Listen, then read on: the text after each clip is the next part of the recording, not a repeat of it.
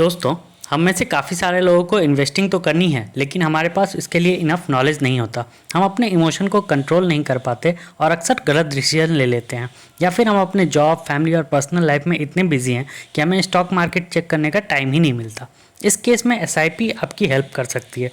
SIP का full form होता है सिस्टमैटिक इन्वेस्टमेंट प्लान। इसके हेल्प से आप बिना किसी नॉलेज के इन्वेस्टिंग स्टार्ट कर सकते हैं। इसमें ना तो आपका एक भी सेकंड का टाइम जाएगा और ना ही आपको स्टॉक मार्केट के अप एंड डाउन को मॉनिटर करना होगा। इस वीडियो में मैं आपको एसआईपी का पूरा नॉलेज दूंगा। मैं आपको बताऊंगा कि किस तरह से आप एसआईपी की हेल्प से फ्यूचर बिल्ड कर सकते हैं। हम देखेंगे कि एसआईपी क्या होता है, इसमें कौन से रिस्क होते हैं और इसमें आपको कितने पैसे लगाने चाहिए और साथ ही इससे आपको कितने रिटर्न मिल सकते हैं। और हाँ, मैं आपको बता दूं, इस वीडियो को किसी ने स्पॉन्सर नहीं किया है। डिस्क्रिप्शन में या कमेंट में कोई भी एफिलिएट लिंक नहीं है। मैं ये वीडियो बना रहा हूँ सिर्फ हाई वैल्यू इन्फॉर्मेशन देने के लिए। इस बात पर अगर आपको लगता है कि ये वीडियो आपका वैल्यूएबल लाइक डिजर्व करता है तो एक लाइक जरूर करना। तो आइए एसआईपी और म्यूचुअल फंड के बारे में सारे सवालों का एक एक करके जवाब जानते हैं। नंबर 1, एसआईपी क्या होता है? एसआईपी एक इन्वेस्टमेंट स्ट्रेटेजी है जिसके हेल्प से आप म्यूचुअल फंड के जरिए स्टॉक में पैसा इन्वेस्ट कर सकते हैं। अगर आपके पास टाइम या नॉलेज नहीं है तो आप एक एक्सपर्ट का सहारा ले सकते हो। आप अपने पैसे एक एक्सपर्ट को दे दो, वो अपना टाइम और नॉलेज लगाकर आपके पैसे अच्छे से इन्वेस्ट करेगा। वो आपके प्रॉफिट का कुछ हिस्सा अपने पास रख लेगा और बचे हुए प्रॉफिट आपको दे देगा। इसका मतलब ये नहीं है कि अगर उसके डिसीजन से आपको नुकसान हुआ तो आप उसे एक भी रुपया नहीं दे रहे होंगे, लेकिन हर एक म्यूचुअल फंड के रूल अलग होते हैं और अच्छा होगा कि आप इन्वेस्टमेंट करने से पहले उनकी फीस के बारे में जान लें। एक बार आपने अपना म्यूचुअल फंड सेलेक्ट कर लिया तो आप अपना एसआईपी बनाओ। एसआईपी में आप एक फिक्स अमाउंट को हर महीने म्यूचुअल फंड में इन्वेस्ट करते रहते हैं।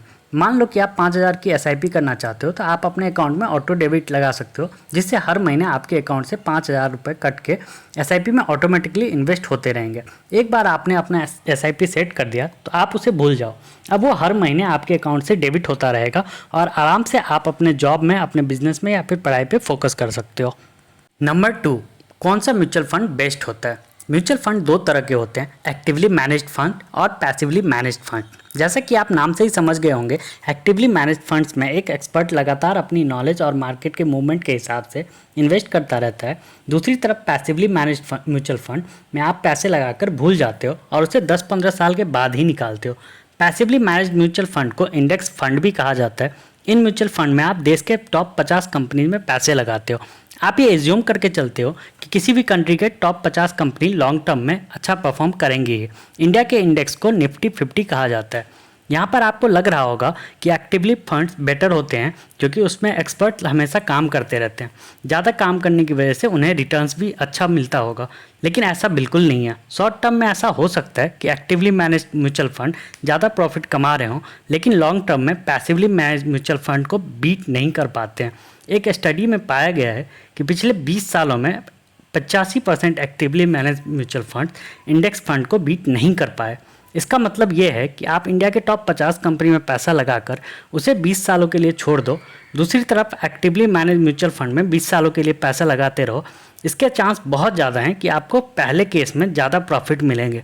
सिर्फ 15% एक्टिवली म्यूचुअल फंड ही इंडेक्स को बीट कर पाते हैं, लेकिन ये 15% भी नेक्स्ट 20 सालों में इंडेक्स को बीट कर पाएंगे ही कि नहीं, इसकी गारंटी नहीं है।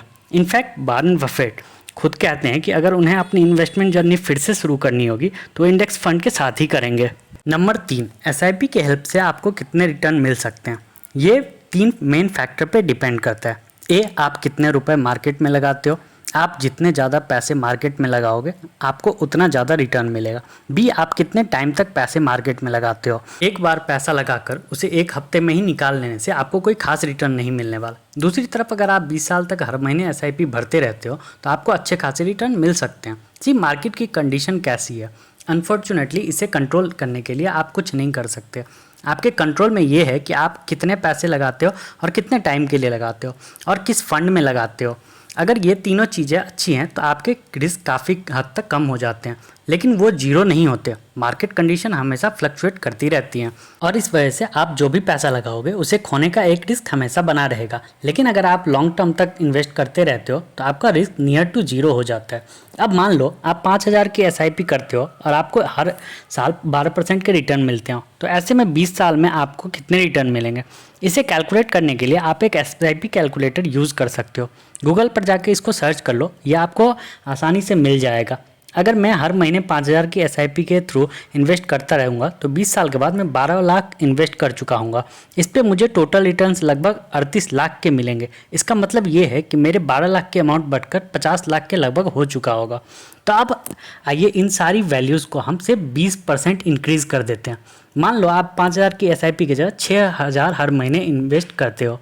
मान लो कि आप 20 साल के नहीं 24 साल के लिए इन्वेस्ट करते हो और मान लो कि रिटर्न आपको फिर भी 12% के ही मिल रहे हो, क्योंकि ये मार्केट कंडीशन पे डिपेंड करता है। अब आपके टोटल इन्वेस्टेड अमाउंट लगभग 17,28,000 रुपये हैं, लेकिन रिटर्न्स आपको लगभग 83 लाख तक मिल रहे हैं। फर्स्ट केस में आपको सिर्फ 38 लाख के रिटर्न मिल रहे थे, लेकिन आपने अपने इन्वेस्टमेंट अमाउंट और इन्वेस्टमेंट पीरियड को जस्ट 20% ही इंक्रीज़ किया, लेकिन उससे आपके रिटर्न्स लगभग 125 यानी डबल से भी ज़्यादा हो गए। ये है कंपाउंडिंग इफेक्ट का मैजिक। अगर आप थोड़े से पैसे ज़्यादा लंबे समय तक मार्केट में इन्वेस्ट करके रखोगे तो आपको बहुत ज़्यादा रिटर्न मिलने वाले हैं।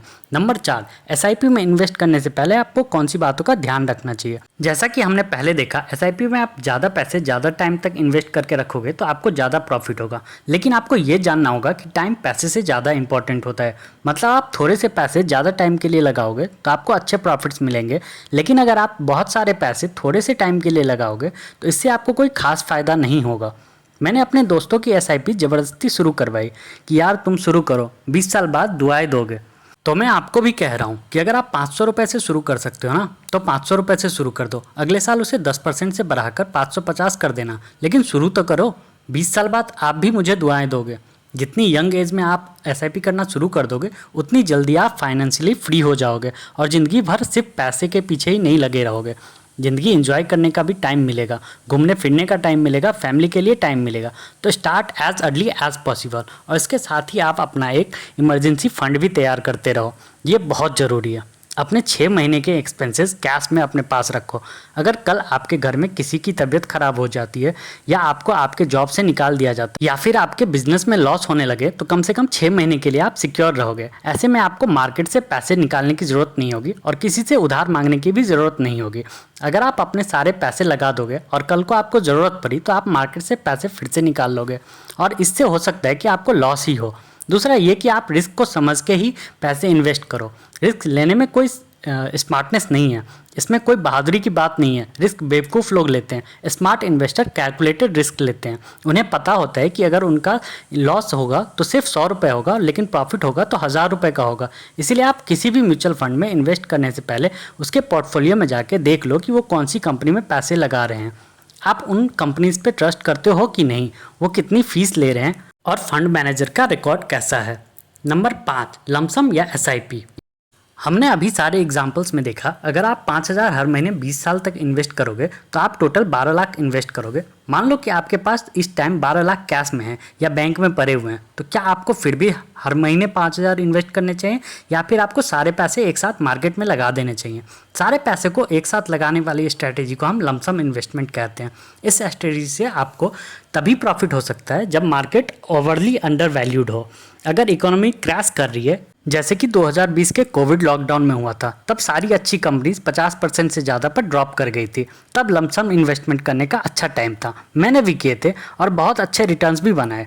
प्रॉब्लम ये है कि अब ऐसा मौका नेक्स्ट टाइम कब आएगा ये कोई नहीं कह सकता। अगर आप मार्केट के ओवर वैल्यूड होने पर सारा पैसा इन्वेस्ट करोगे तो आपको लॉस ही होगा। दूसरी तरफ हर महीने 5,000 इन्वेस्ट करने से आप मार्केट में कंटिन्यूसली पैसे लगाते रहे हो, और इस महीने मार्केट ऊपर गया तो आपने 5,000 रुपये लगाए, कम यूनिट मिले। नेक्स्ट टाइम वो नीचे आई तभी 5,000 रुपये इन्वेस्ट किया और आपको ज़्यादा यूनिट अलॉट हुए। ऐसे में आप कंपनीज को उनके एवरेज प्राइस पर खरीद रहे होते हो। इस तरह से एसआईपी में आपको मार्केट का एवरेज रिटर्न मिल रहा होता है। अगर आपको फिर से कोविड जैसा मौका मिले और आप सारी अच्छी कंपनीज को तेज़ी से नीचे गिरता हुआ देखो, तब आप उसमें लमसम इन्वेस्टमेंट कर सकते हो। लेकिन जब तक आपको ऐसा मौका ना मिले, आप एसआईपी में इन्वेस्ट करते रहो। याद रहे, आप जितनी जल्दी पैसा इन्वेस्ट करके जितना ज़्यादा टाइम तक मार्केट में रखे रहोगे, आपके पैसे उतनी तेज़ी से ग्रो करेंगे। इसके लिए परफेक्ट मोमेंट का वेट मत करो, आज ही एसआईपी में इन्वेस्ट करना शुरू करो। मेरा सजेशन आपको ये रहेगा कि आपकी जो इनकम है उसका 10% आपको इन्वेस्ट करना चाहिए, और उस इन्वेस्टमेंट को आपको हर साल 10% से बढ़ाना चाहिए। यानी अगर आप हर महीने 1,000 रुपये इन्वेस्ट कर रहे हो एसआईपी में, तो आपको अगले साल 1,100 रुपये कर देना चाहिए, और ऐसे में आपका इन्वेस्टमेंट अमाउंट भी बढ़ता जाएगा और जितने टाइम तक आप रखोगे उतना बड़ा रिटर्न भी मिलेगा। तो अगर आपको ये वीडियो हेल्पफुल लगा तो कमेंट में यस ज़रूर लिखिए। दोस्तों, चैनल का नाम फायर से बदलकर अर्ली आउट क्लब कर दिया गया है, तो प्लीज़ चैनल को विजिट करें, वीडियो को लाइक करें, शेयर करें और सब्सक्राइब करें आपके अपने YouTube channel early out club को।